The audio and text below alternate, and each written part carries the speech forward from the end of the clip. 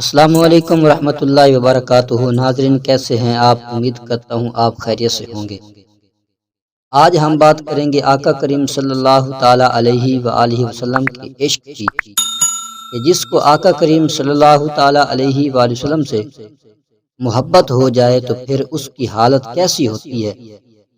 قرآن کریم میں اللہ تبارک و تعالی نے ارشاد فرمایا ہے، وَمَن يُطِعِ اللَّهَ وَالرَّسُولَ، اور جو اللہ اور رسول کی اطاعت کرے۔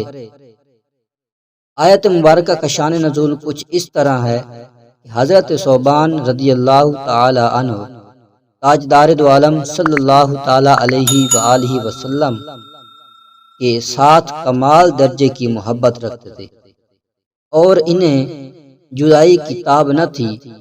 ایک روز اس قدر غمگین اور رنجیدہ حاضر ہوئے کہ چہرے کا رنگ بدل گیا تھا، تو آقا کریم صلی اللہ تعالی علیہ وآلہ وسلم نے دریافت فرمایا، آج رنگ کیوں بدلا ہوا ہے؟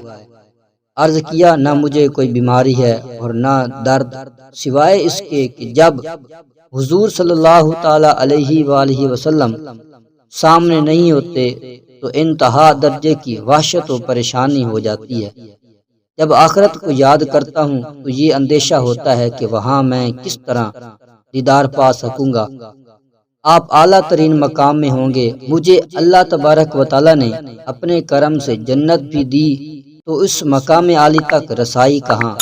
اس پر یہ آیت کریمہ نازل ہوئی اور انہیں تسکین دی گئی کہ منزلوں کے فرق کے باوجود فرما برداروں کو نبی کریم صلی اللہ تعالی علیہ وآلہ وسلم کی بارگاہ میں حاضری اور معیت کی نعمت سے سرفراز فرمایا جائے گا، اور انبیاء کرام علیہم الصلاۃ والسلام کے مخلص فرما بردار جنت میں ان کی صحبت و دیدار سے محروم نہ ہوں گے۔